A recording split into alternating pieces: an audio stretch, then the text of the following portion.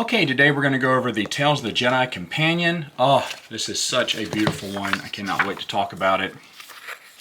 By George R. Stratton, who did a fantastic job. And you can tell the people who did this, just like everything from West End Games, a lot of love went into the comic book and the world that basically they just worked in this world that you already knew from the comic books, and everyone really loved Tales of the Jedi, the saga. And they just really dived deep into it, giving the history of the Republic, what things were like back then, you know, what the state of the galaxy was, so to speak. And as you see, they have images from the comic books here to kind of give you a little image of what they're talking about as they're recounting the history. Now it's going to talk about the Jedi. There's Andur Sunrider. Not much is known about him in the comic book. Remember, he dies at the very beginning. Spoilers, I guess.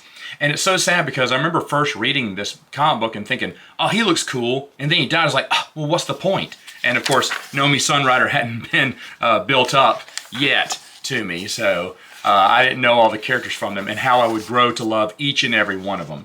So here's a little rundown of them. And they do give additional facts about them outside of the comic book, the one you didn't know. So they're basically writing some new. So if you want to know more, and look at Nomi Sunrider's dossier here. If you want to know more about these characters, this is a fantastic companion to the book or to the comic book series to kind of give you a little lowdown. And by the way, Freedom Nad Uprising is included in here. There's also some Freedom Nad short stories and various little, not really short stories, like little snippets of stories here and there. Now it's going to talk about the Force skills here. All the different Force skills you can have. They're broken up. I mean, this is beautiful artwork, but it's broken up in the middle of something. Like, couldn't they put this between two chapters or something? I don't understand that. But anyway, so here's all of the different Force abilities. And look at them all. And is it special? Is it moderate? Is it easy to do Force of Will? Or difficult to do a hibernation trance? Or what was the other one? Transfer life. Heroic. Very hard to transfer life from one another. But again, they're going to talk about each one, what it means, what you can do with it, any modifiers that you need to add to that. Certain ones that you do can add dark side points, it'll say to it. So, of course, there are some bad, or some of these that are bad for you, but can help you out. One was called Rage. I don't know if I missed it or not.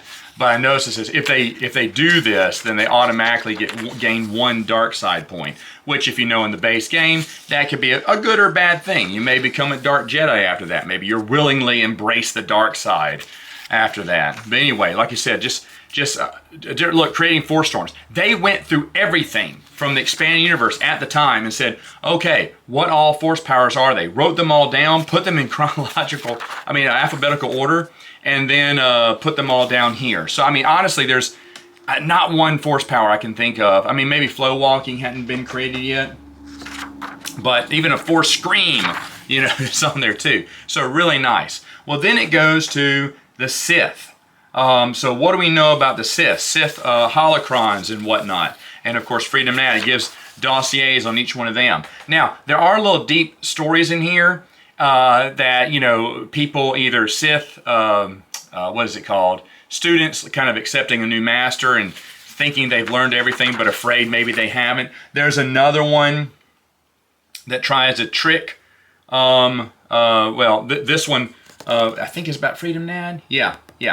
Freedom Nad, talking to another Jedi who's embracing, not Jedi, but dark Jedi who's embracing the dark side. And now he owns the dark side, but now the dark side owns him. Lots of little stories, and they're pointed toward either the character or the situation, what it's talking about. There's one of these, I may have skipped over it, but there's one where a Force student is trying to go to this Sith specter and say, you must teach me the ways of the dark side, the Sith.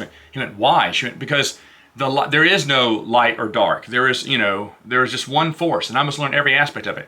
And then he calls her foolish, kills her, and now she's a Jedi ghost trapped in the chamber and so upset how foolish she was to believe that they were one. The light side and the dark side, or the Force is just one, and she needs to warn people, stay away from the dark side.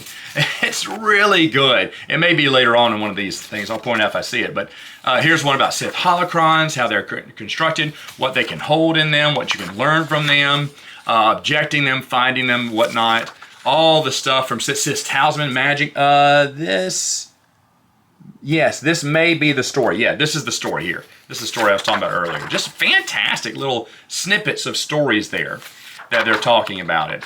Yeah, never I wish I had a way to warn those who came after me. Never underestimate the power of the dark side. So just really fun stuff. Now in the middle of all their force abilities, again, I love these, but why are they in the middle? Why can't they be from chapter to chapter? Nice full color pages there if you want to learn a little bit. I don't see any significance of it. I guess they're just picking out some of their favorite artwork from it. Then it goes to who are the neutrals in that. Huts, Boga the Hutt and stuff. All the characters that you've seen previously in the comic book. It's going to talk about here. Even small characters. Some of these characters I didn't really know. I know they're from the comic book, but I didn't really know about them.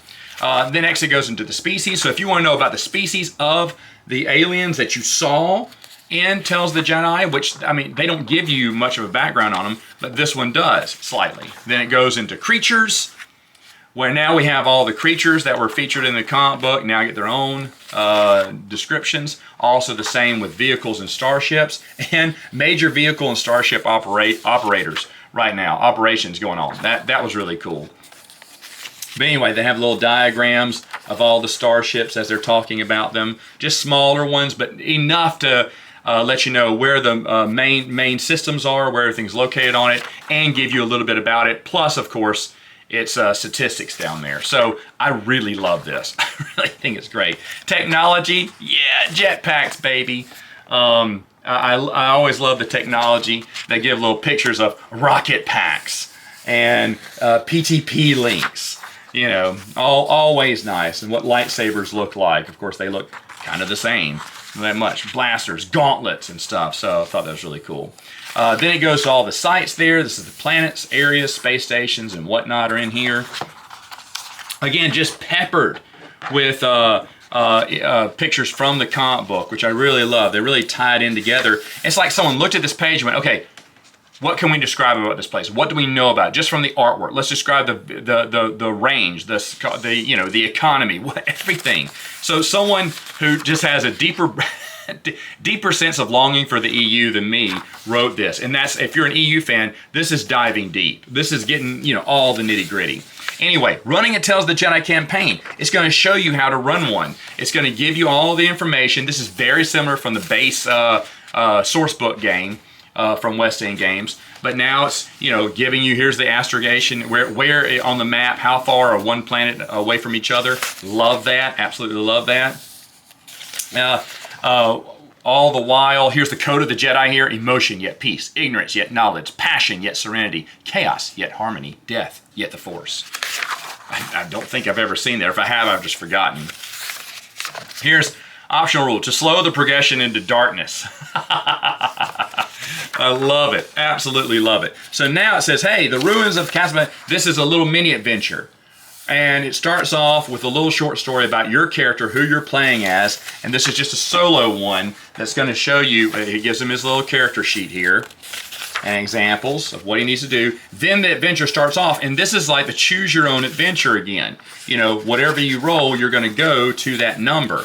Now, this is probably light one, but I really do love this. It reminds me a lot of Choose Your Own Adventure. Unfortunately, another color page just slap dab in the middle of that adventure, which is nice, but I don't know why it's there.